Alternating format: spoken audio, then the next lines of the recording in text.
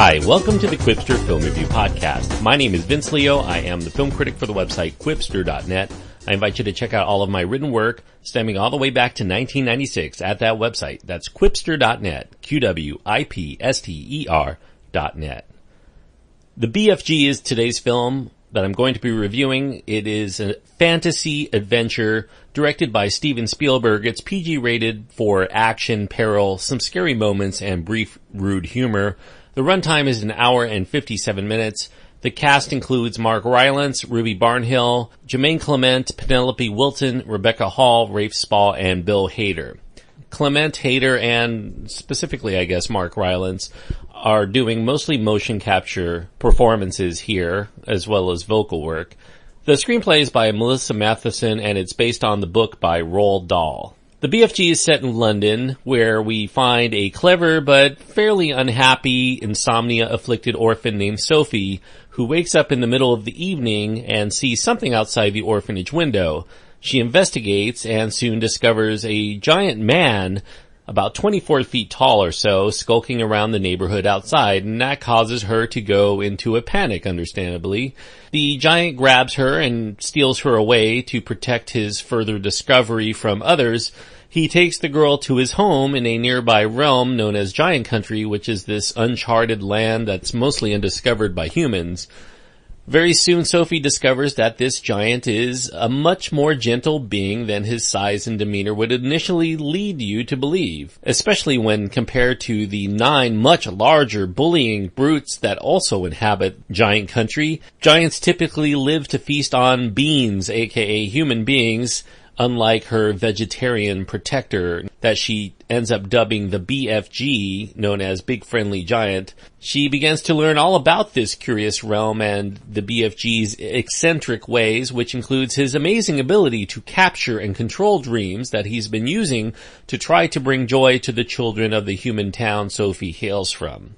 As I mentioned, the BFG is directed by Steven Spielberg. He hooks up here with his Bridge of Spies supporting actor, Mark Rylance, who ended up winning an Oscar for his performance there. Spielberg also is collaborating with someone else from his past, the late Melissa Matheson, who unfortunately passed late last year, and this is her final produced screenplay.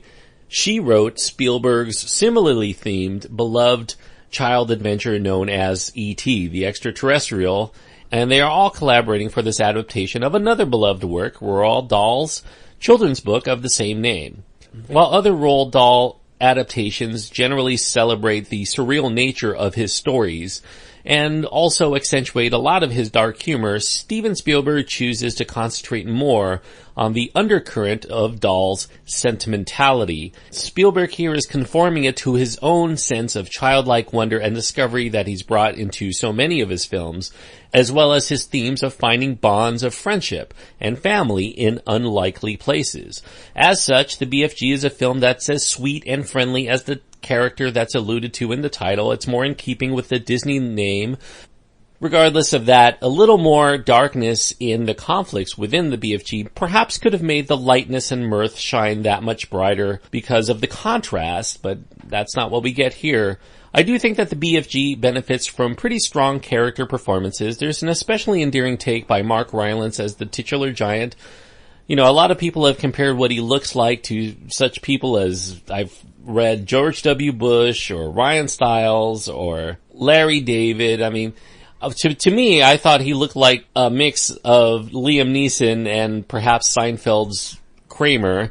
Rylance, he offers here a lot of subtle facial expressions that I think are perfectly captured. I don't know if that was done by CG after the fact, or if that was just part of some very sophisticated performance capture animation.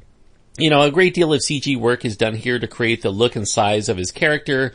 All of the giants are brought to life through that performance capture technology. Sometimes it looks like it's processing, perhaps even over-processing, especially when you combine live-action actors with the CG characters, like when the giant is holding Sophie in his hands.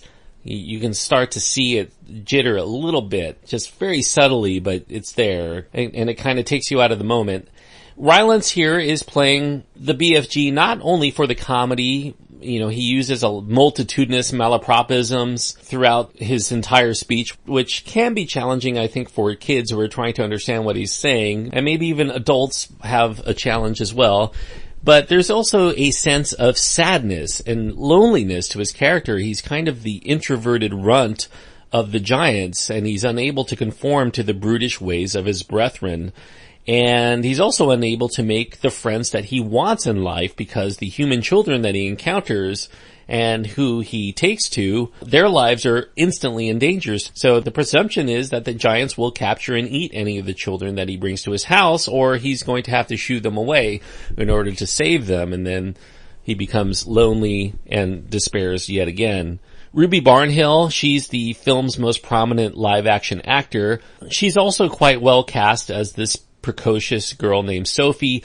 She's a spirited and brave young girl who does not conform to the stereotypes of her gender for this film. This essentially is Steven Spielberg's very first female main protagonist. So that's kind of new and novel, at least in his filmography.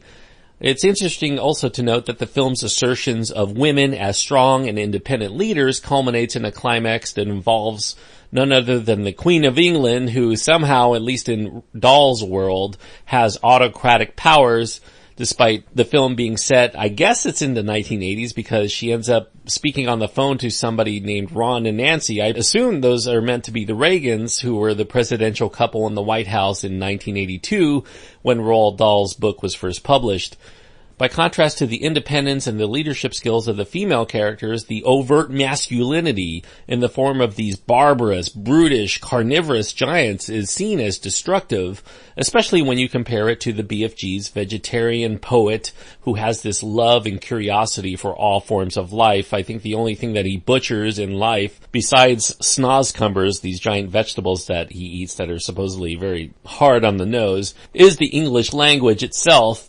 This is a film that suggests that living in harmony and tranquility are things that we should admire, not only in humans, but specifically in men, in masculine figures, instead of things like violence and destruction, which is something that the giants seem to value and they deride the BFG for not possessing. It's kind of interesting in this land of giants and giant country, there are no female characters at all. It's just all masculinity on display. Left to their own devices, they don't learn how to do basic things. They don't know how to cook. They don't know how to build a home for themselves. They have to hunt for their next meal and eat it raw, and they sleep out in open fields. So there are a lot of themes involving gender that are worth exploring for people who are interested in such subjects. I think that it will probably go over the head of just about every child who watches this.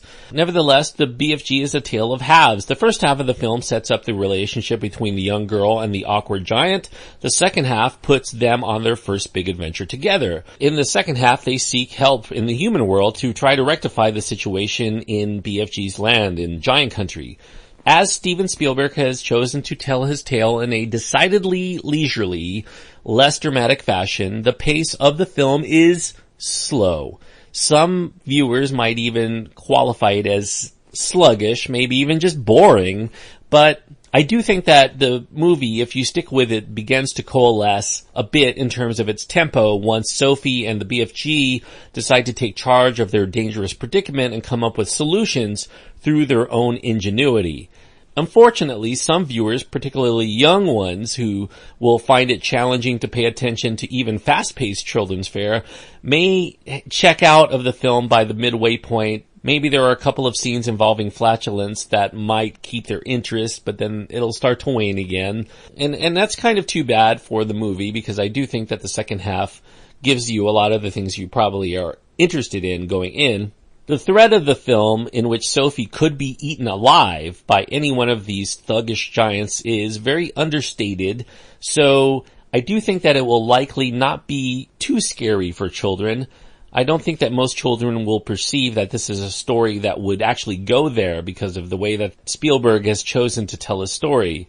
I think that Spielberg would rather explore poignant moments, such as BFG's previous history in not being able to protect his human friends from harm, instead of emphasizing just how horrible that harm might be if it ever comes to realization. Certainly he had the opportunity to showcase how ugly things could be if the giants of giant country ever got their way, and certainly he could have had a flashback here to one of BFG's former friends and that child's demise. That would have definitely made a lot of kids afraid of these giants who end up merely coming across as very comical, even though they're actually seeking to snuff out Sophie's life. You know, Spielberg has decided to play a lighter hand here than he might normally play, which is saying quite a bit considering how light some of his films can be. Even the horrors of the nature of such things as nightmares are kept safely away from Sophie's dreamscape by the BFG. You know, scary thoughts and scary realities abound, but they always seem to be in the outskirts of the main heart of the story. They're often the distance to the core of Spielberg's themes, which are built on providing a very safe and comfortable place for children to take in this story. He wants to be more inclusive and not scare too much. So if I can deviate just a moment here, I do want to let you know that the BFG is being released in both 2D and 3D formats, as with a lot of wide release family films. While I'm not a proponent of 3D screenings of films, I will say that the 2D version of the film, which is the version that I saw, is a bit challenging in trying to determine the size of whatever objects are on the screen, at least the way that it's shot. The camera moves here and there, but it's only when one of the characters picks up an item where we can see if it's something that's meant for humans in size or the BFG or one of the larger giants. So when you have human type characters, I'm calling the giants human here for the purpose of this comparison, when you have 3 different sizes and they're all kind of inhabiting the same space and you have all of these objects in the foreground and background, it's really hard to tell just how large those things are in a 2D format. So I cannot vouch, because I haven't seen it, how well this is handled in 3 dimensions. I would guess that 3D will help with some of these issues of scope, especially during sequences in which Sophie ends up scurrying about the BFG's abode, trying to find places to hide from these hungry giant bullies who smell her delicious scent in the air. Anyway, getting back to the review, in summation, I do think that the BFG is a rarity in this age of very frenetic, neon-colored kids' films that have oodles of salty rudeness and a lot of pop culture references. You know, this is not that kind of film. This is a very old-fashioned kind of children's story. Even though it's getting a wide release, you have Spielberg's name on it, you have Disney's name on it. I would caution people going into this expecting a fun-filled fantasy adventure. This is a film, I think, that's not unlike its giant protagonist. It's very pensive, it's very kind-hearted in its approach, it's occasionally insightful, and just like the BFG, it's easy to misinterpret except by those who have the patience and the perceptiveness to relate to it on some level. As such, I do think that the BFG will likely miss the broader audiences of those looking for that fun, all-ages adventure, but I do think that it will end up finding a more warm reception among those viewers who can slow down their attentive pace to take in those subtle details of the story and those richer characterizations. I guess what I mean to say that the BFG is slow, perhaps too slow for most modern audiences, but I do think that those who don't mind a slow and deliberate film will be rewarded. So I'm giving the BFG 3 stars out of 4, and 3 stars on my scale means that I do think that it is worthwhile for people who like this genre of films. By genre, I guess I should not say anybody who likes fantasy will like this, or anybody who likes adventure will like this, but I think that it's important to like those. But I do think that also you have to like a little bit of old-fashioned storytelling, a little bit more whimsy, and a little bit less snarky. So if that is something that you think might appeal to you, then I definitely think that this is worthwhile viewing. If slow and subtle is not your speed, then I would probably say you should probably look elsewhere. This is a film, I think it's going to struggle to find an audience, even though they put, maybe $140 million into making this movie. I don't think it's going to make that back, at least not in the United States. You have Finding Dory still going very strong in theaters at the time this is being released. You're only a few days away from The Secret Life of Pets. There's a lot here for the family going dollar that is definitely going to appeal much more to broad audiences, and I feel that this one's going to get crushed in the tidal wave of those bigger, flashier films. It might take a decade, it might take 2, before it gets evaluated as perhaps a classic of its type, or maybe it's forgotten forever. I don't know that any Spielberg film ever will be, considering how big of a name he is and how analyzed his films will be once it's all said and done. But for now, 3 stars is what I'm giving the BFG, recommended with some reservations for most people.